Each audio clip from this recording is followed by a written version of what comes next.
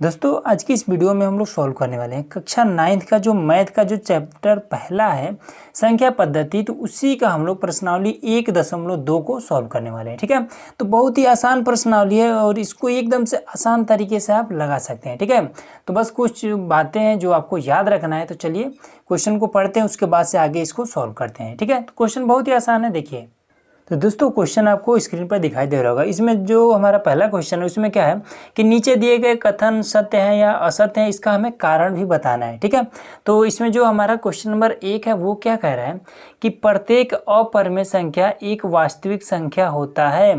तो ये चीज़ आपको पता होना चाहिए कि अपरिमेय क्या है और वास्तविक संख्या क्या है। ये चीज़ें आपको अगर पता है तो ये एकदम से आसान क्वेश्चन है। ठीक है, तो चलिए सबसे पहले इन दोनों चीज़ों को हम समझ लेते हैं।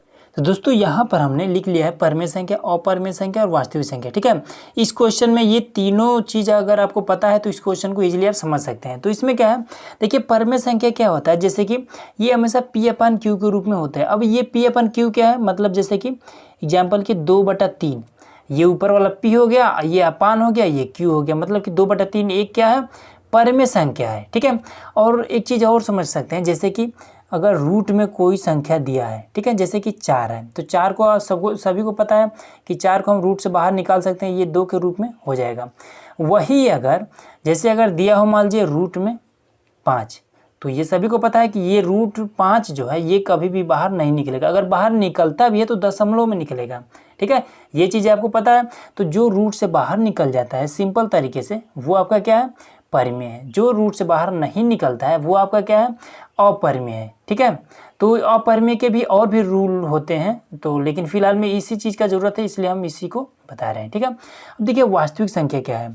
तो वास्तविक संख्या जैसे कि जिन संख्याओं का यूज करके हम सभी क्वेश्चन को कोई भी क्वेश्चन करते हैं, ठीक है, वो सभी के सभी वास्तविक संख्या, जैसे कि 4 हो गया, -5 हो गया, 240 हो गया, माइनस का 240 हो गया, मतलब कि कोई भी संख्या हो, ठीक है, वो प्लस में हो, माइनस में हो, या फिर वो रूट में हो, या फिर वो जैसे कि 2/3 के रूप में हो, इस तरीके से कोई भी संख्या, वो सभी संख्याएं क्या होता है, वास्तविक संख्या के अंतर्गत आता है। ठीक है, तो ये तीनों चीज़ें आपको पता हो गई। अब चलिए क्वेश्चन को देखते हैं। तो देखिए यहाँ पर हमने क्वेश्चन नंबर 1 को नोट करिए। इसमें क्या पूछ रहा है कि प्रत्येक अपरिमेय संख्या एक वास्तविक संख्या होती है। तो इसका मतलब क्या हुआ, मतलब ये पूछ रहा है कि क्या ये जो अपरिमेय संख्या है ये वास्तविक संख्या के अंतर्गत आता है। तो हमने अभी बताया है कि यहाँ पर ये जैसे कि ये अपरिमेय संख्या जो रूट से बाहर नहीं निकल सकता वो भी वास्तविक संख्या के अंतर्गत आता है। ठीक है, तो ये जो पहला आपका है ये क्या है, ये एक सत्य है कि प्रत्येक अपरिमेय संख्या वास्तविक संख्या के अंतर्गत आता है। ठीक है, ये इस तरीके से ना लिख करके थोड़ा सा घुमा करके लिख दिया है। ठीक है, तो इस चीज़ को समझ लेना है। तो इसको क्या लिख देंगे, ये सत्य है। ठीक है, सत्य है। कारण लिखना है तो कारण लिख देंगे। तो दोस्तों यहाँ पर हमने कारण जो भी था उसको हमने लिख दिया। क्या लिखा हमने, क्योंकि अपरिमेय संख्या वास्तविक संख्या के अंतर्गत आता है। ठीक है, यही चीज़ तो हमने यहाँ पर देखिए आपको समझा भी रखा है। ठीक है, ये आपका पहला हो गया। अब दोस्तों यहाँ पर हमारे पास क्वेश्चन नंबर 1 का ये सेकंड वाला है। इसमें क्या करें कि संख्या रेखा का प्रत्येक बिंदु रूट m के रूप का होता है जहाँ m एक प्राकृतिक संख्या है। अब दोस्तों आपको एक चीज़ पता होना चाहिए कि जो प्राकृतिक संख्या होता है वो कभी भी ऋणात्मक नहीं होता है। मतलब कि जो प्राकृतिक संख्या 1 2 3 4 ये टोटल 9 तक जाता है। ठीक है, ये टोटल जो संख्या है ये प्राकृतिक संख्या है और ये कभी भी ऋणात्मक नहीं होता है। ठीक है, इसमें क्या रहा है कि संख्या रेखा का प्रत्येक बिंदु रूट m के रूप का होता है। मतलब कि m के स्थान पर हम अगर 1 रखें, 2 रख दें तो क्या ये संख्या रेखा पर ये सही होगा। तो सबसे पहले ये चीज़ समझिए आप, ये हमने एक बना दिया रेखा। ठीक है, इस पर हम ये क्वेश्चन आप लोग क्लास 7 या 8 में पढ़े होंगे।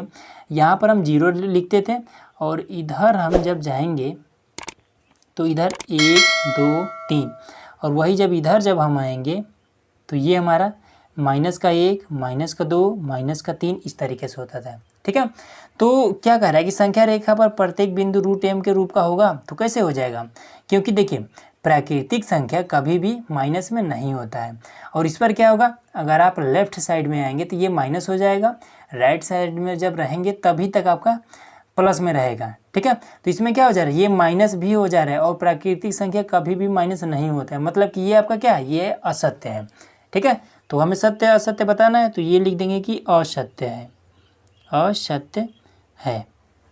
कारण लिखना है तो कारण में हम लिख सकते हैं क्योंकि संख्या रेखा धनात्मक और ऋणात्मक दोनों होता है, ठीक है। तो देखिए कारण आपको यही लिख देना है क्योंकि संख्या रेखा पर संख्याएं धनात्मक और ऋणात्मक दोनों होती है, ठीक है। ये हमारा संख्या रेखा है, ये हमारी संख्याएं हैं, देखिए ये ऋणात्मक है, ये धनात्मक है, ठीक है। परंतु प्राकृतिक संख्या हमेशा धनात्मक होता है, ये चीज़ आपको मालूम होना चाहिए, ठीक है। मालूम भी होगा बहुत लोगों को कि प्राकृतिक संख्या क्या होता है, हमेशा धनात्मक होता है, ठीक है। तो ये आपका कारण होगी। चलिए इसी का थर्ड नंबर कर लेते हैं। अब दोस्तों यहाँ पर हमारा क्वेश्चन नंबर थर्ड है। इसमें क्या है कि प्रत्येक वास्तविक संख्याएं एक अपरिमेय संख्या होती है।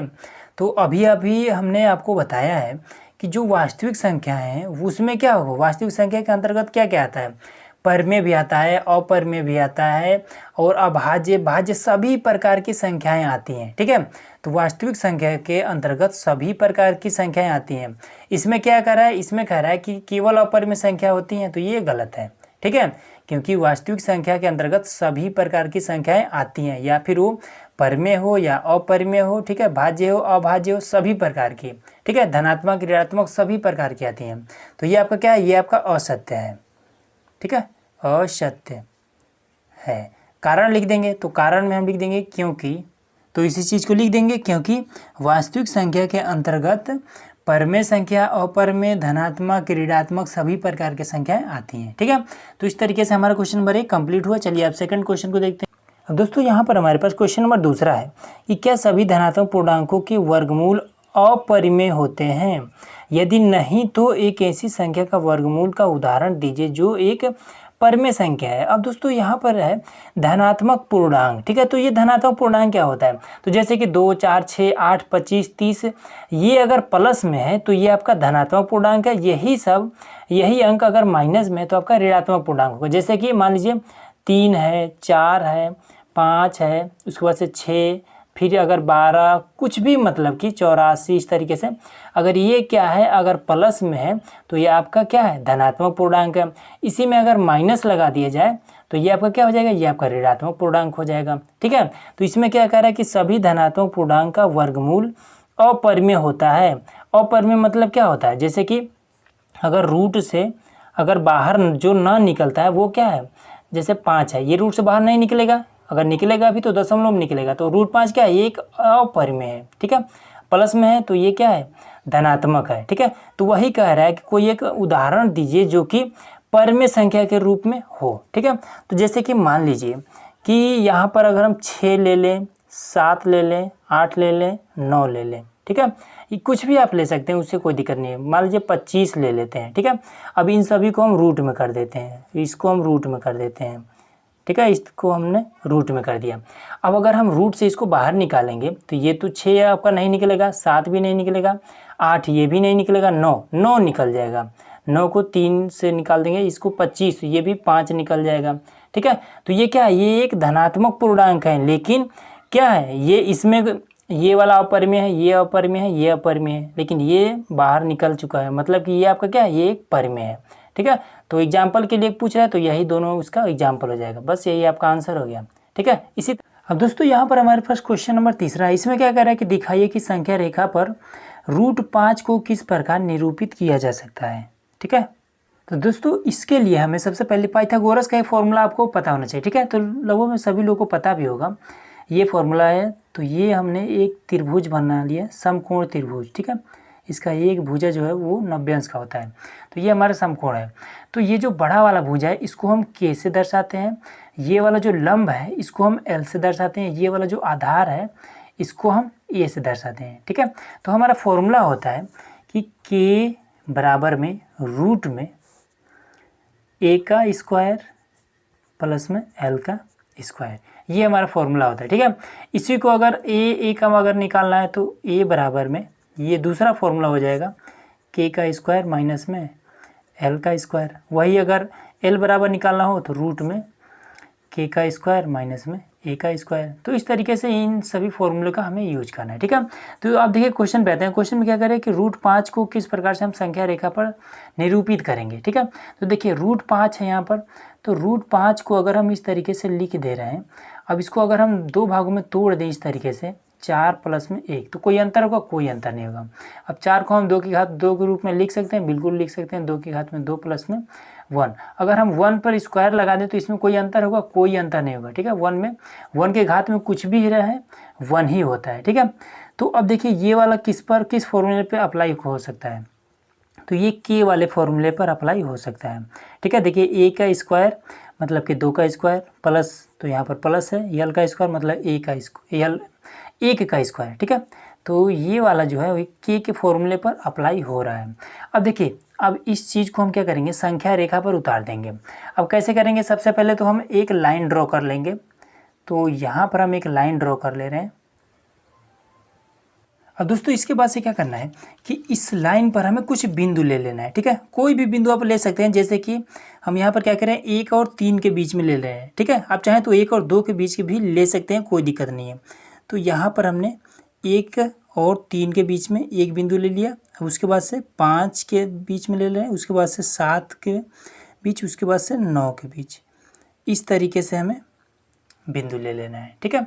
अब इसमें क्या हो रहा है कि इसमें क्या पूछ रहा है, इसमें देखिए आधार है और लंब है। तो आधार क्या है, आधार यहाँ पर देखिए 2 है, लंब आपका 1 है। तो लंब मतलब कि इस तरीके से सीधा होना चाहिए। तो हमें क्या करना है, सबसे पहले तो किसी एक बिंदु से, इसमें किसी एक बिंदु से हमें 90 अंश का इस तरीके से एक खींच लेना है, ठीक है। एक लाइन ड्रॉ कर लेना है, ठीक है। तो 90 अंश का लाइन कैसे ड्रॉ करेंगे, तो देखिए अब दोस्तों आप सभी के पास इस प्रकार का प्रकार तो आपको होगा ही, ठीक है। तो इसमें से किसी एक बिंदु पर इस तरीके से रख करके, और इनके बीच का कोई भी माप हो। अब ऐसा नहीं कि इन दोनों के बीच में कोई माप है, कोई माप नहीं, ठीक है। जो माप आपको लेना है वो आप ले सकते हैं। इस तरीके से रखना है आपको, और आपको इस तरीके से एक हाफ सर्कल खींच देना है, ठीक है। हाफ सर्कल ये कुछ इस तरीके का, ये इतना हो गया। अब देखिए इसी को हम क्या करेंगे, एक बिंदु पर, यहाँ पर ये वाला जो बिंदु मिला, ये बिंदु और ये बिंदु, 2 बिंदु मिला है, तो अब यहाँ पर आपको रखना है, ठीक है। अगर आपके पास चांदा है तो आप चांदे की सहायता से कर सकते हैं, लेकिन अगर नहीं है तो इस तरीके से भी आप कर सकते हैं। अब यहाँ पर रखना है, फिर एक चाप यहाँ पर लगा लेना है। अब क्या करना है कि इस बिंदु से अब 2 नए बिंदु मिल गए, तो इस बिंदु पर हमें रखना है और यहाँ पर चाप लगा लेना है, और इस बिंदु पर रखना है और यहाँ पर हमें चाप लगा लेना है, ठीक है। अब इसके और इस बिंदु को हमें मिला देना है। तो चलिए सिंपल इसको मिला दे रहे हैं,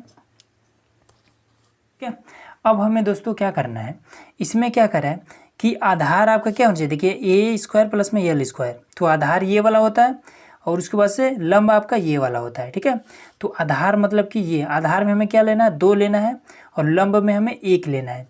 तो यहाँ से और यहाँ तक एक बिंदु है, और फिर यहाँ से यहाँ तक हमारा दूसरा बिंदु है, ठीक है। 2 बिंदु यहाँ तक है। अब इसके बाद से लंब में हमें इस पर लेना है, तो लंब में हम 1 नाप ले रहे हैं यहाँ से।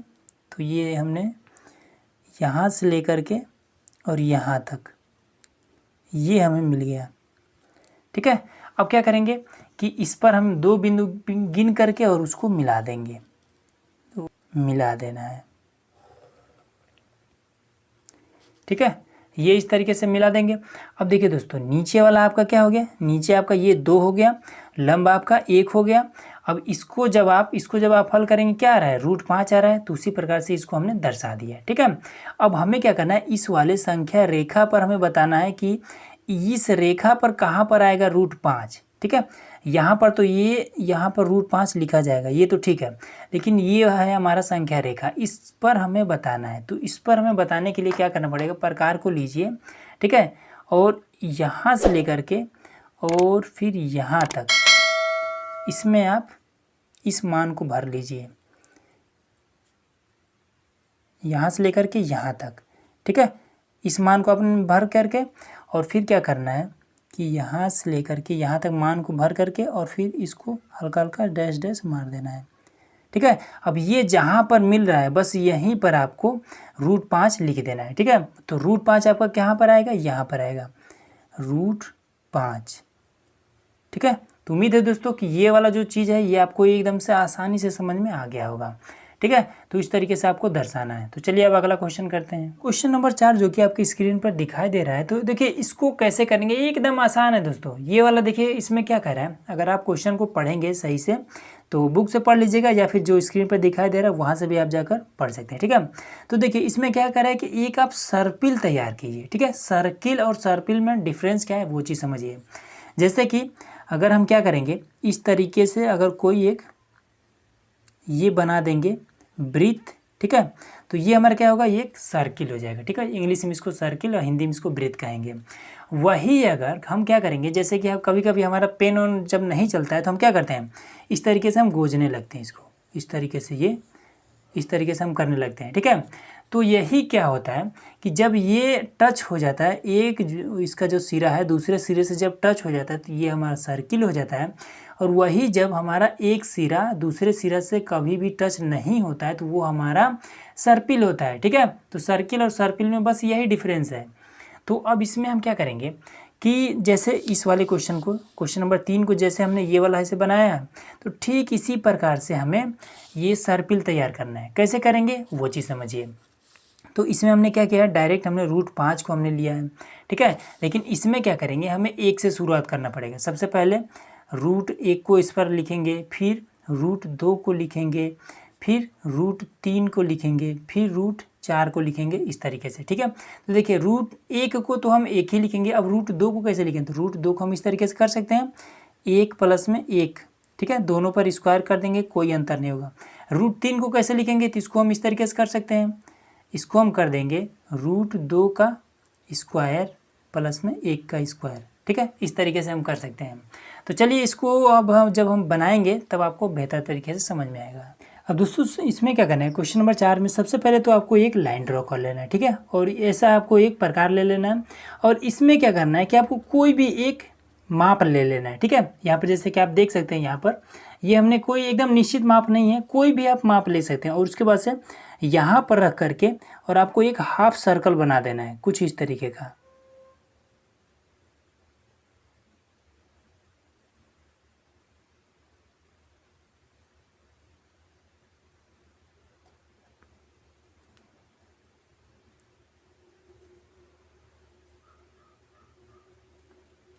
ठीक है, अब इस तरीके से सर्कल बना देंगे। उसके बाद से इसी वाले माप को यहाँ से रखना है और यहाँ पर आपको काट देना है, ठीक है। अगर आपके पास चांदा अवेलेबल है तो उससे आप बना सकते हैं, और भी आसान है। और अगर नहीं अवेलेबल है तो आप इस तरीके से भी बना सकते हैं। फिर यहाँ से रखेंगे, ठीक है। अब क्या करेंगे, यहाँ से रखेंगे और फिर एक चाप लेंगे। तो यहाँ से हम रखेंगे और इस तरीके से लेंगे तो आपका यहीं पर कट जाएगा। फिर यहाँ पर रखेंगे और फिर यहाँ से लेंगे तो आपका यहीं पर देखिए कट जा रहा है, ठीक है। अब क्या करेंगे कि इसको हम मिला देंगे आपस में। तो यहाँ पर हम कुछ इस तरीके से मिला देंगे। अब मिलाने के बाद से क्या करेंगे, सबसे पहले हम क्या कर रहे हैं कि 1 पर ले रहे हैं, ठीक है। जैसे कि अभी हमने आपको समझाया था कि √1 को, उसके बाद से √2 को, उसके बाद से √3 को, ठीक है। तो इसमें क्या करना है, 1 को, तो 1 तो आपका यहाँ से यहाँ तक हो गया। अब √2 को कैसे लिख सकते हैं, √2 को हम 1 + में 1 इस तरीके से लिख सकते हैं। तो 1 का स्क्वायर 1 का स्क्वायर, ठीक है। तो इधर भी आपको 1 ले लिए, अब ऊपर भी आपको 1 लेना है। तो ऊपर हम 1 माप ले रहे हैं, तो 1 हमने इन दोनों के बीच को हमने 1 लिया है। तो यहाँ से और यहाँ पर आपका 1 हो जाएगा। अब क्या करेंगे, इसको और इसको, इन दोनों को आपस में हम मिला देंगे। तो यहाँ पर आपका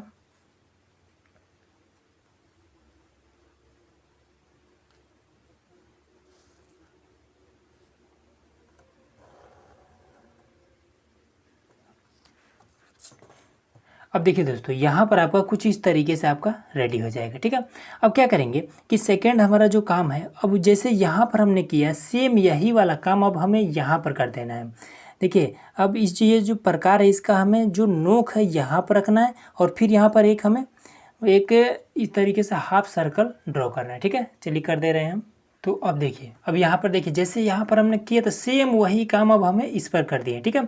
अब इसमें क्या कर दिए कि अब यहाँ से हमने यहाँ पर एक लिया है, यहाँ से हमने एक यहाँ पर चाप लगाया है, फिर यहाँ पर रख के देखिए इसको हमने काट दिया है, फिर यहाँ से रख के इसको हमने इस तरीके से काट दिया, ठीक है। अब इस वाले बिंदु को और इस बिंदु को हम मिला देंगे, ठीक है। तो चलिए मिला दे रहे हैं।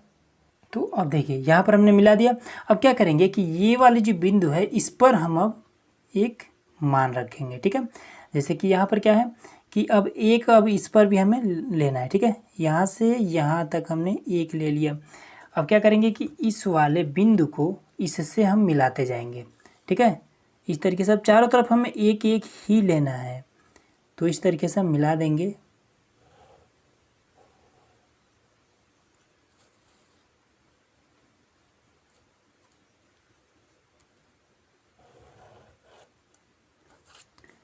ठीक है। तो देखिए यहाँ पर हमने इसको मिला दिया और इसको हम थोड़ा सा बाहर निकाल लिए ताकि यहाँ से भी अब हम ये वाला जो हाफ सर्कल है यहाँ से भी हम बना सकें, ठीक है। तो चलिए अब यहाँ पर हम हाफ सर्कल ड्रॉ कर दे रहे हैं। अब देखिए दोस्तों यहाँ पर हमने फिर से एक बना दिया, ठीक है, हाफ सर्कल बना दिया। फिर यहाँ से यहाँ पर हमने एक चाप लगा दी, फिर यहाँ से यहाँ पर चाप लगा दिया, फिर यहाँ से उठा करके ये चाप लगा दिया, यहाँ से उठा करके ये वाला चाप लगा दिया, ठीक है। इतना हो गया। अब इसको और इसको इन दोनों पर हम एक लंब खींच दे रहे हैं, ठीक है। तो चलिए खींच के बता रहे। तो अब देखिए यहाँ पर हमने खींच लिया, ठीक है। अब क्या करेंगे कि इस पर भी हम एक ले लेंगे, ठीक है। यहाँ से 2 और इसके बीच का हमने 1 माना था, तो यहाँ पर हमने 1 ले लिया, ठीक है। अब इस बिंदु को भी हम इसी वाले से मिला देना है, ठीक है। सभी को एक ही बिंदु पर मिलाना है। देखिए सभी को हम एक ही बिंदु पर मिला रहे हैं,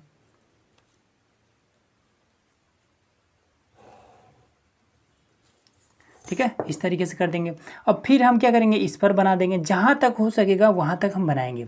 अब देखिए दोस्तों ये वाला जो ये चीज़ ये मान रखना है, तो ये हमारा √1 होगा, ये हमारा √2 होगा। अब इसी तरीके से ये हमारा √3 हो जाएगा, ये वाला हमारा √4 हो जाएगा, ठीक है। अब √5 √6 इस तरीके बनाएंगे तो ये आपका सर्पिल जैसे बनता जाएगा, ठीक है। चलिए और बनाते हैं। अब देखिए दोस्तों यहाँ पर हमने इतना तक बनाया, ये हमारा √4 है, ये हमारा √5, इस तरीके से √6 और भी बनाएंगे तो √7 √8 इस तरीके से ये आपका बनता जाएगा, ठीक है। तो आप जैसे यहाँ पर देखिए हमने जो बनाने का जो तरीका है वो चीज़ तो हमने आपको बता दिया है। तो आप चाहें तो इस चीज़ को आप आगे तक इस तरीके से आप बना सकते हैं, ठीक है। जब बनाएंगे तो ये आपका सर्पिल के रूप में हो जाएगा। और इसमें क्वेश्चन में आपके क्या कह रहा था कि आप एक सर्पिल के रूप में बनाइए, ठीक है। तो हमने यहाँ पर देखिए बनाने का आपको तरीका बता दिया। तो आप लोग चाहे तो आगे बना सकते हैं, अगर एग्जाम में आता है इतना आप बना देते हैं तो आपका हो जाएगा, ठीक है। तो उम्मीद है कि ये चीज़ आपको समझ में आई होगी। तो इस तरीके से आपका ये पूरा एक्सरसाइज ख़त्म हो गया। तो चलिए मिलते हैं इसके अगले एक्सरसाइज में। तो अगले एक्सरसाइज का नोटिफिकेशन आपको इजीली मिल जाए, उसके लिए आप चैनल को सब्सक्राइब जरूर करिएगा।